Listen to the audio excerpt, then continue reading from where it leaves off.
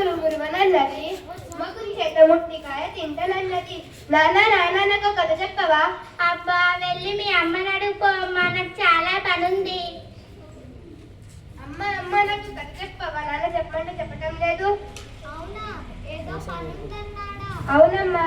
నాకు తెలుసు, ఎప్పుడు ఇంతే, సీఎం కూడా ఇంత బిజీగా ఉండడు.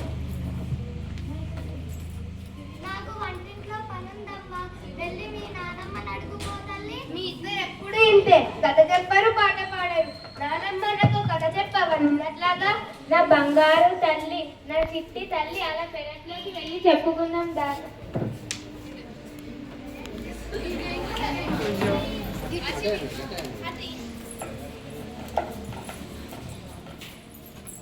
ఏంటేమో పాసిపోయిన వాసన వస్తుంది. ఏం లేదండి, నిన్న చేసిన మిగిలిపోయిన ఉప్మా ఉంటే పడేయడానికి వెళ్తున్నా. అంత ఎక్కువ ఎందుకు చేశావే? మీకోసమే, తిని బలుస్తారని. దీని పేరు ప్రభావతి. కోపం చాలా అస్సలు లేదు మతి. దీని పేరు పెద్ద కోతి. మీకు పగులుద్ది మూతి. అబ్బో, అయినా ఇంత చేసి పడేసే బదులు ఆ ముసల్దానికి పెడితే పోలే. అత్తయ్య, ఓ అత్తయ్య, మీకోసం ఉప్మా చేశాను, తినండి. అమ్మా ప్రభా, పాచిపోయిందమ్మా, తినలేను. పాచిపోయిందా? అయినా మీరు అంతంత తిని ఒలింపిక్స్ కి వెళ్ళి వెయిట్ లిఫ్టింగ్ చెయ్యాలా ఏంటి? పెట్టింది తిని ఒక మూలన పడి ఉంటుంది. చిచ్చి.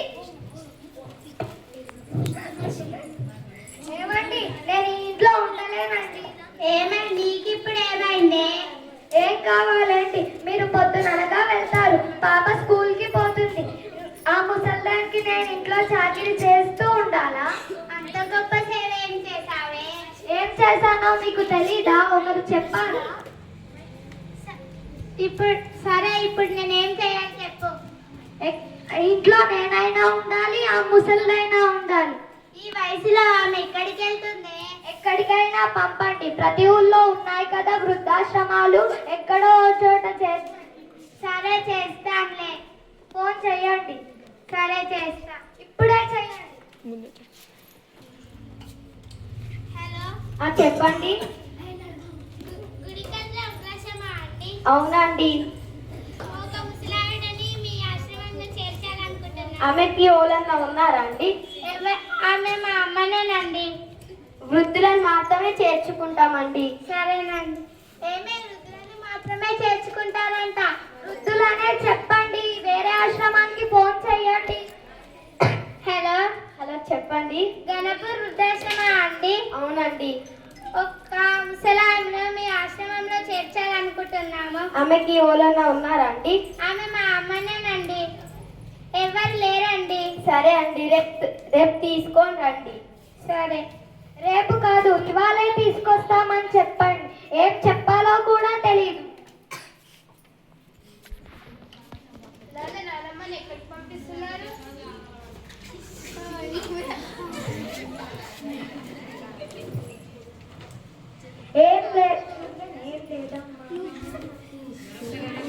ఏం లేదమ్మా, నానమ్మకు వయసు చాలా ఎక్కువైంది కదా, అనాథాశ్రమంలో చేర్చాలని ఇప్పుడే ఫోన్ చేశాం. ఆ నంబర్ నాకు కూడా ఇవ్వండి నాన్న, మీరు కూడా ముసలి అయ్యాక అక్కడికే పంపిస్తాను. నీకెందుకే?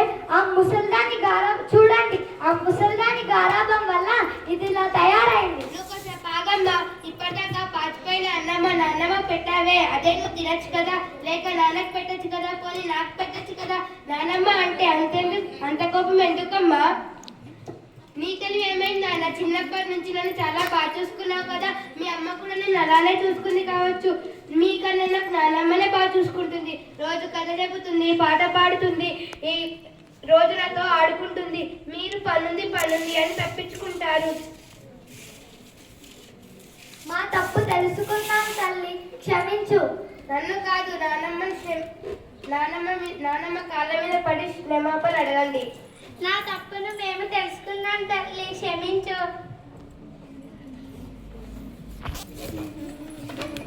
మా తప్పు మేము కలుసుకున్నాం అమ్మయ్య, మమ్మల్ని క్షమించండి.